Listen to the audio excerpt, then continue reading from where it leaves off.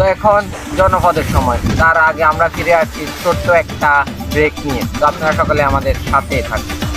Fair lovely মুখে মাখছি, কালো হচ্ছি।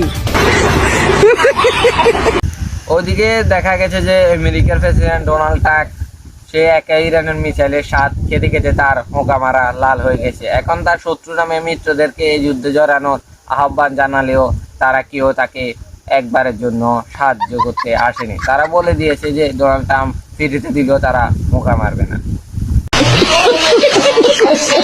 ওদিকে আমাদের বাংলাদেশের গর্ব সাবেক প্রধানমন্ত্রী খায়রুল দেওয়ান, উনি বর্তমান প্রধানমন্ত্রী হতে না পেরে তিনি এখন উন্দির ওষুধ খেয়ে বিছানার ভিতরে শুয়ে আছে এবং আজ এক সপ্তাহ ধরে তিনি ঘর থেকে বের হচ্ছে না বলে বুয়া টিভির হাতে একটি সংবাদ এসেছে। ওদিকে ডোনাল্ড ট্রাম্পের একমাত্র ঘনিষ্ঠ পুত্র নেতানিয়াহু ইরানের সাথে যুদ্ধে গিয়ে সুবিধা করতে না পেরে সে 5 আঙ্গুলের জায়গা 6 আঙ্গুল ব্যবহার করে এখন হ্যান্ডেল মারার সিদ্ধান্ত নিয়েছে।